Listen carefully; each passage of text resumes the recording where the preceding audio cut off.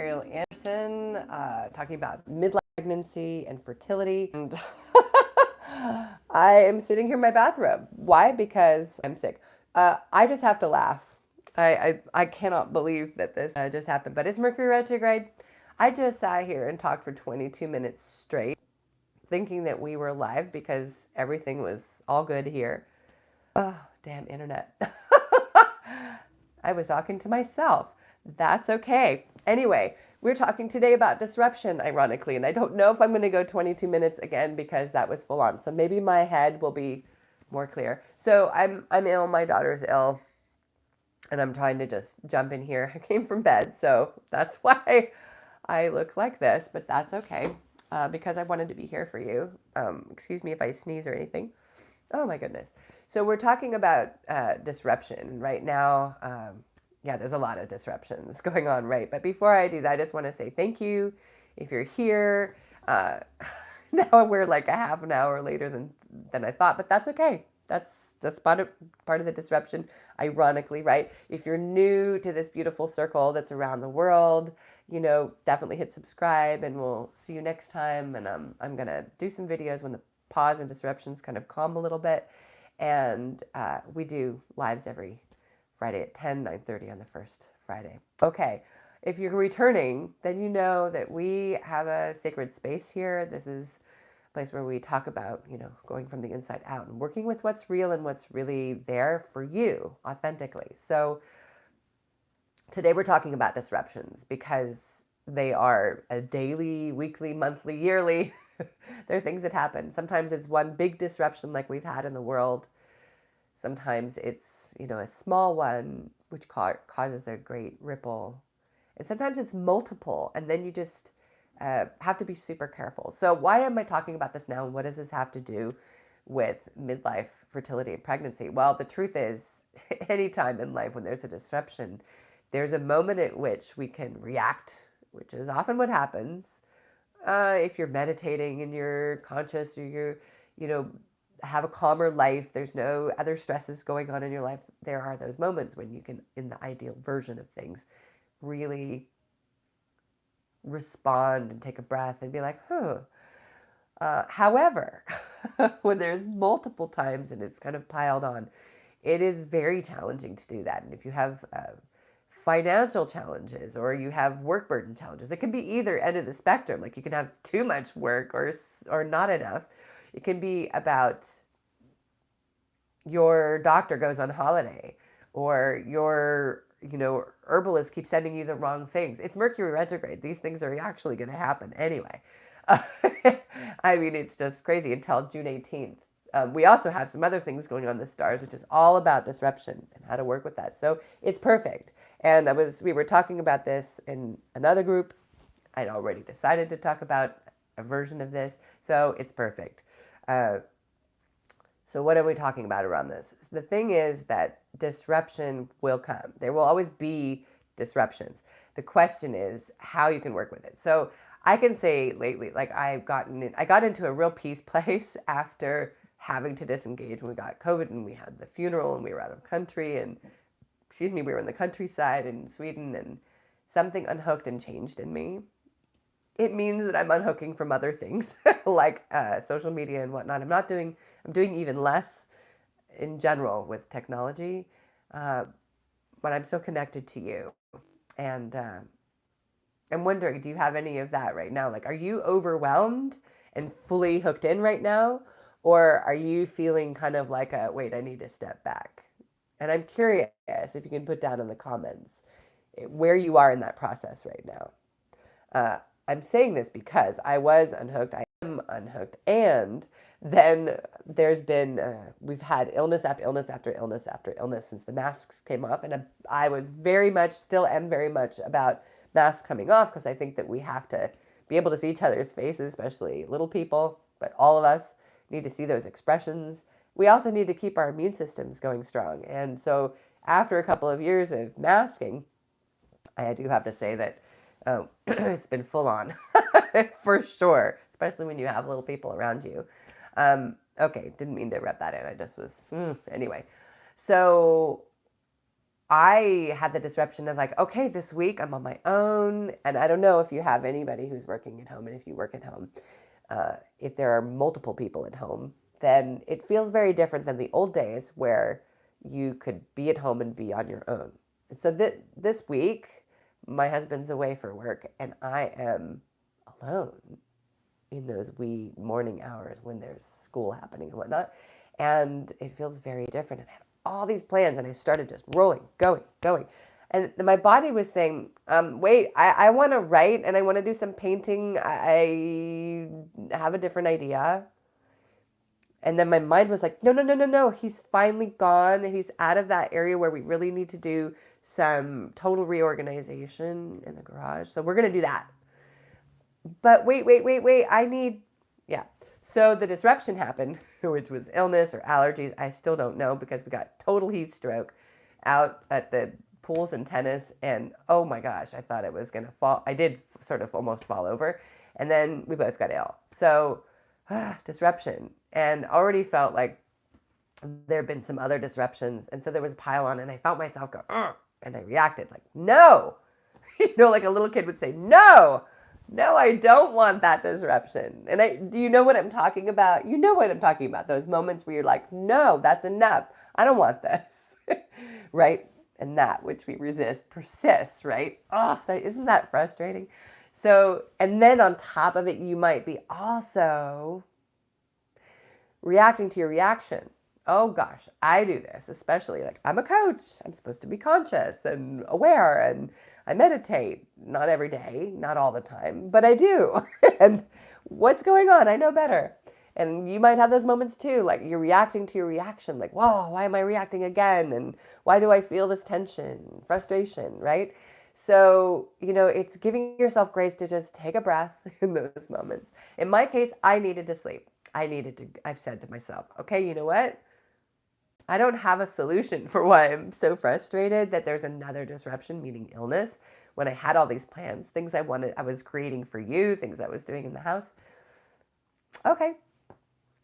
So I said, okay, turn off Netflix, put the phone on the other side of the room so I can't even be tempted in the night and in the morning when I wake up. Excuse me, you're Blair Witching you there. And I slept, and I slept, and I slept. And at 5 a.m, I woke up with a couple of really strong ahas. Excuse me. Hi, kitty. Oh, my kitty wants to go out. Can you wait another couple seconds or minutes? Thank you. So I woke up, and I was like, oh, disruption is also somebody going, hey, wake up. The universe, my body is saying, hey, wake up. Wait. You're not listening to me. I got to knock you down because you're not listening. I'll tell you many times in my life, like massive illnesses, dis-ease. When I say illness, I mean big illnesses or little ones. I'll be thankful for these little ones, right? Not the biggie ones. Or an accident or something else. Sometimes when I just was like, no, I need to keep going. You have to listen. You got to listen along the way. Oh, you're really going to do that? Oh, good. You got the door open by yourself. So please listen. I don't want you to get knocked down. Not that that's going to for sure happen, but it can. It does. Sometimes that's the miscarriage. Sometimes that's the bumps in the road with your relationship. Though right now, please don't make any big decisions because it's Mercury retrograde. And things will be off with travel and technology and communication. So, just take a breath, triple check things. But as far as the disruptions, we're talking about just coming into another version of what that is. So you can go into frustration and contraction, where the creativity and the receptiveness and the receiving of that baby and the receiving of the things that you need, the abundance, whatever it might be, kind of get blocked. Or there's the opening, which can be just simply being curious about, so what is this disruption about? What is this interruption? What is this bump in the road? What is it really about? And that's not a time, by the way, to be hard on yourself or all the things that you haven't done perfectly or right or according to someone else. It's not about that. Maybe it's about looking at who's in your circle. Am I your person? If I'm not, then Go find that person. If uh, if your doctor is offering something to you that doesn't align with you, even though they say that's the only way, maybe it's not. Maybe that's not what's right for you. Maybe in a year it might be, maybe, I don't know, but not today. And you have to listen to that. Your body will be telling you, wait, wait, wait, wait, wait, no, no, I don't want an embryo transfer. Or I don't want to do IVF. I want to just be with you and be with your partner. What if we just did this differently? What if we went on a holiday and did it there? What if we simplified life so that we can all, you, me, and your partner, feel good and receptive? Maybe we work with that past stuff that's come up in the relationship, in your own history, in your ancestors' history. Maybe there's something more that's asking for your attention. And I know you're busy and there might not be time, but it's worth it. You're worth it. And I don't know what that answer is. It might be walking on a beach and writing and releasing something. It might be doing therapy. It might be having a real conversation about something that hasn't been said in your relationship, in your family. It might be having that conversation without actually talking to those people, if it's family members or friends or somebody. Maybe it's releasing in a different way that will be more satisfying to you, for you. Maybe it's just meditating on it, or taking breaths or prayers, or going for a walk, and or several walks, and just being open, being present. Disruption can be dramatic and traumatic. It can be traumas. It can be very painful. And there's something there. Allow yourself, whatever it is that you're feeling, you're there. That's you. That's how you are. That's okay. And I want you to remember that. And there's more. I just want to say, if this is interesting for you, definitely please like it so that other people can find it, and to let me know that this makes sense for you. What is calling you? If you're going to be putting something down in the comments that felt comfortable for you, like, what is calling you? Is there anything is there anything that's been calling you that you've been saying later, or I will get to it? Excuse me. Have there been disruptions lately that have been shaking you loose, or feeling like, why is something else happening? I welcome that in this space. Or you can write me at ariel@imperfectparenting.net, and I'm happy to respond to you if you want a more private moment. Excuse me. I think that I've reached my limit since I'm now on my second live by accident. Okay, I just wanted to dive in there a little bit and to just give you the opportunity to consider that these moments come up where you find yourself reacting to a disruption. It's okay. Just go with it. Allow yourself that. Don't do your best to not be hard on yourself. Just give yourself grace. Look at what's happening, the interruption, the disruption, the illness, the loss of a baby, the loss of a job, a change, a transition, whatever it might be that's disrupting your world right now. Take a breath or a few breaths. In fact, let's even do that right now. I can't do it through my nose, excuse me, but we'll do, let your belly relax and exhale. And just be curious and say, okay, I don't know, but I'm curious. And if you're a list maker, or you're an artist, or you like to do things with color, you can write down all the options in a circle, in a flower, in a list, or in your mind, if that's where you prefer to do it. Go through each one and just notice where your body is contracting and releasing. It might not be a yes, but there might be some no's. And know that nothing is permanent. It's for now. But just looking at that and trusting in that, because your body knows. It knows what it's up for. It may not be down with the only option, which might be very invasive and stressful and intense and hard on your relationship. It might not be up for that. And trusting in what that means and how you can do things differently this time, so it doesn't feel like you're doing the same thing that didn't work, yet still working with what your body is asking for. And maybe your body is asking for, maybe your body is tired of the now become mechanical reality of your love life and wants to do things in an assisted way and trust in that too, even if it's something that doesn't align with you. If someone had said to me that I would have had a C-section for my baby, I would tell them they were high, and 1,000 times over, I would never have done it. And yet, in the midst of the process of giving birth, uh, something in me said, it's okay. So when they came, we had already gone through a whole process. I've told you about that before, how we changed the whole policy in the hospital in case we needed to do it so that it would be the most pleasant experience possible. There was a moment when I said yes when they asked me after they'd asked, I said no, no, no, no, and then I said yes. And my husband was in shock. He said, "Why did you do that?" I said, "Something in me, or somebody, or an energy, or spirit, I don't know, said yes and gave me total peace around that answer." I would never have guessed that I would have done assisted in that way ever. And if I hadn't said yes, in a few moments, it would have been an emergency situation where that beautiful, pleasant version of things that we had changed the policy about would not have happened, and I would have not had any kind of birthing experience that was even vaguely what I had hoped.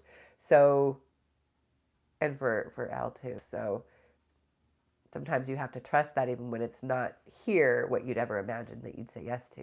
Maybe your body is saying yes to it. It's saying, I know that you're meant to be a mom, a parent. Let's do this like that. And you might be thinking, oh no, I don't want to take all those drugs and I don't want to do it like this.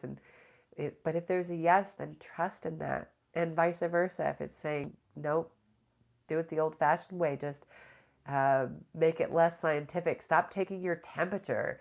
Listen to your body. Feel when there's that moment where you're more open and ovulation, really, and like excited, and don't be like, okay, well, tonight, like just give a call to your partner and be like, let's do this. Shift it some way and make it fun and joyful and sexy and not like a process. It's that moment you let go. You stop following all the rules of the perfect eating and all the other stuff, and you just let go into it. And I'm thinking about somebody across the water that I had an exchange with on email. I'm so honored that we had that exchange. I'm going to call you G because I want to honor your anonymity. I'm just very thankful that we occasionally have moments where we can connect in, and I just want to say, keep following that intuitive eating. And if that choice that's being put out to you doesn't make sense, and something doesn't feel right, then say no and try something else. You can always come back around. I'm saying that to you and you and you and you and me. You gotta just listen. You're wise. I'm an expert. You're an expert. There are other experts out there. But ultimately, you, oopsies, you are the number one expert.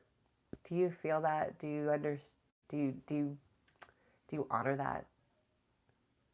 I would love for you to put down in the comments if that's challenging for you to fully listen to yourself and not give that power of knowledge to someone else.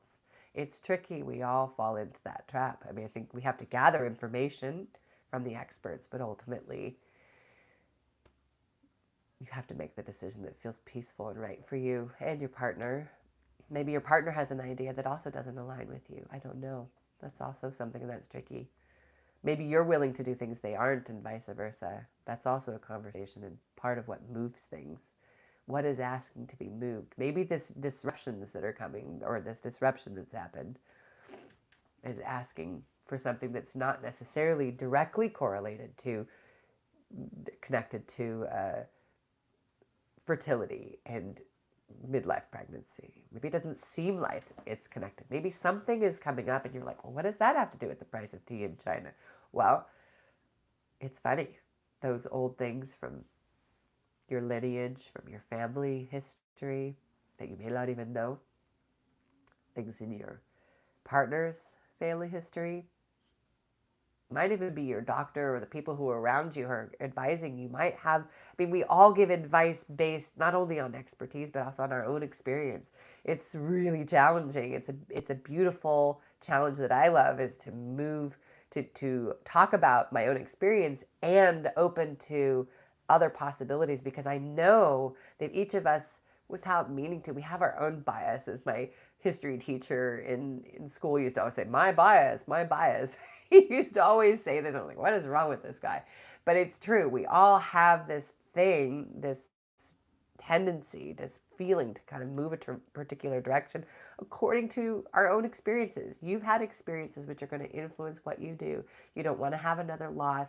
You don't want to feel uncomfortable. You don't want to hurt someone's feelings. You don't want to upset the doctor or make the wrong choice. Oh gosh, that's a big one. So, you know, feck the shoulds and, listen within. Uh, yeah, that's what I have to say. Well, there's a little more, but I will quickly say just thank you for being here. I want to say one more thing, but thank you for being here. Definitely subscribe if you're new. Remember that we come together at 10 o'clock Pacific every Friday. Oh, my nose. I have to sneeze so badly, you guys. Am I going to check on my daughter? She was sleeping before, but she's probably watching something now. Just come back to you. I'm always going to say it again and again. Come back to you and here. And just breathe into the disruption and the interruptions and the things that come along that feel like they're getting in the way of that thing that you want. And just look around and feel around and see what comes. We're bumping up on 22 minutes again. You got 5 seconds of that before because something weird happened with my internet and I talked to myself. But here we are. I'm Ariel Green Anderson. I am a coach, a woman, midlife. I had my child at almost 50. I'm so thankful to have you here. I have been coaching and guiding and working in wellness and corporate and all these other things for years. And really all I want to do is be here with you to create space for the possibility of you doing things your own way in the way that you need for this phase, whatever that means, whether that actually means not having a baby or having a baby or having babies or creating something or working in a different way so that you get to those things. It's all going to make your life a little bit better, more joyful, more healthy from the inside out. And that's all that we're really here about. So I wish you well, just shedding some light for you. And you're doing the same. I wish you a beautifully imperfect day. Take care.